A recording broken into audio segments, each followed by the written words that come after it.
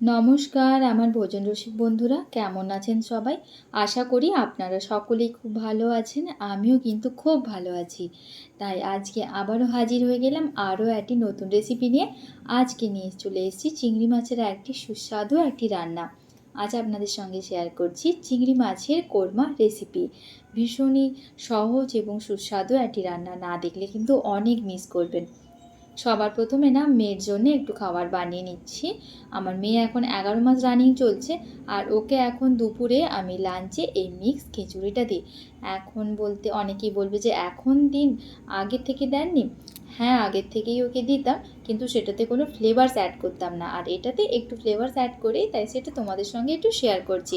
ওইখানে গাজর, বিনস, কুমড়ো, আলু আর একটু মটরশুঁটি, একটু বাঁধাকপি সব কিছু নিয়ে ভালো করে ধুয়ে নিয়েছি, আর একটু ডুমো ডুমো করে কেটে ধুয়ে নিয়েছি। এরপর একটা ভাজা মশলা তৈরি করে নিচ্ছি। একটা পাত্রের মধ্যে আমি ধনে, জিরে, মৌরি একসঙ্গে মিক্স করে রেখেছি। ওখান থেকে হাফ চামচ নিয়ে একটু শুকনো কড়াই নেড়ে এটাকে খুব ভালো করে হামাদিস্তাতে গুঁড়ো করে নিয়েছি। এখন ওই চা চামচের 1 চামচ চাল আর চা চামচের 1 চামচ মুসুরের ডাল নিয়েছি, আর ভালো করে ধুয়ে নিয়েছি এটাকেও। এখন কড়াইয়ের মধ্যে ওই চা চামচের 1 চামচ সাদা তেল নিয়ে সমস্ত সবজিগুলো দিয়ে একটু নাড়াচাড়া করে নিলাম। একদম কিন্তু ভাজা ভাজা করব না, মোটামুটি একটু নাড়াচাড়া করে নেব, এতে করে একটু ফ্লেভারস আসে। এখন সবজিগুলো ভাজা হয়ে গেছে, আর ওর মধ্যে দিয়ে দিলাম ওই ধুয়ে রাখা চাল আর ডালটা দিয়েও মোটামুটি একটু ভেজে নিচ্ছি।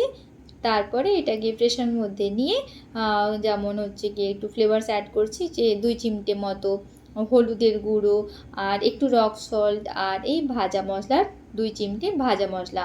আর আগে না আমি ওকে খিচুড়িটা দিতাম এমনি নর্মালি বয়েলড করে, সমস্ত সবজি চাল ডাল বয়েলড করে দিতাম, ও খেতে চাইতো না।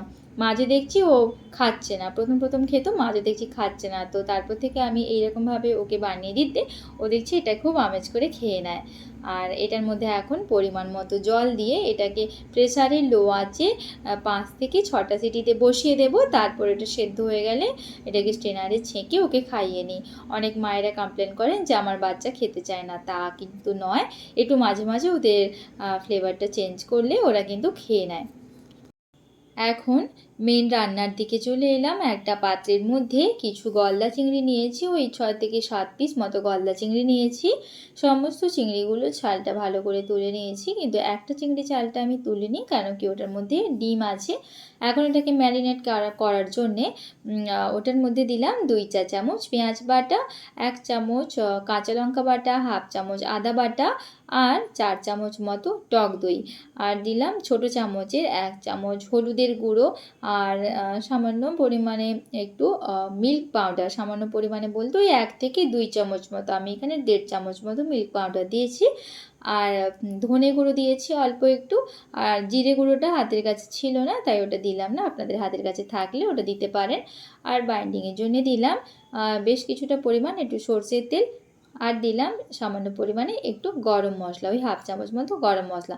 এখন হাত দিয়ে খুব ভালো করে এটাকে মিক্স করে নিলাম। হাতের সাহায্যেই মাখে নিলে কিন্তু ভালো হয়। তারপর এটাকে ঢাকা দিয়ে রেখে দেবো, মোটামুটি 30 মিনিট মতো রেখে দেবো। আর যদি খুব বেশি সময় না থাকে, মোটামুটি ম্যারিনেট করে সঙ্গে সঙ্গে রান্না না করে মিনিমাম ওই 5 থেকে 10 মিনিট মতো একটু রেখে দেওয়ার চেষ্টা করবেন। তাহলে কি হবে, মাছগুলোর মধ্যে মশলাগুলো খুব ভালো করে অ্যাবজর্ব হয়ে যাবে, আর খেতে অনেকটা বেশি সুস্বাদু হয়। এখন একটা কড়াই নিয়েছি, কড়াইয়ের মধ্যে বেশ কিছুটা পরিমাণ সরষের তেল নিয়ে তার মধ্যে দিলাম কিছুটা গোটা গরম মশলা, যেমন কাঠচকলা, এলাইচি, আর এটা হচ্ছে লবঙ্গ, আর দিয়েছি ওই হাফ চামচ মতো একটু গোটা জিরে। যখন এই ফোড়নগুলো একটু চড়বড় করে উঠবে, তো এর মধ্যে তখন ওই ম্যারিনেট করা এই মাছটা তখন দিয়ে দিতে হবে। আর ম্যারিনেট করা মাছটা দিয়ে মোটামুটি ততক্ষণ পর্যন্ত রান্না করতে হবে যতক্ষণ না পর্যন্ত চিংড়ি মাছের গায়ের কালারটা চেঞ্জ হয়ে আসছে। দেখবেন যে চিংড়ি মাছের গায়ের কালারটা যখন চেঞ্জ হয়ে একদম লালচে টাইপসের হয়ে গেছে, তখন ভাববেন যে চিংড়ি মাছ এই রান্নাটা কষা হয়ে গেছে, মাছটা কষা হয়ে গেছে। তারপরে পরিমাণ মতো জল অ্যাড করতে পারেন। এখন মোটামুটি এটাকে মিডিয়াম টু হাই ফ্লেমে এটাকে আমি রান্না করে নিচ্ছি। আর এখন দেখুন চিংড়ি মাছের কালারটা কিন্তু চেঞ্জ হয়ে গেছে। আর এর মধ্যে ওপর থেকে ছড়িয়ে দিলাম 3 থেকে 4 পিস মতো গোটা কাঁচা লঙ্কা, আর দিলাম 1 চামচের একটু কম লবণ, আর 1/4 চামচ চিনি।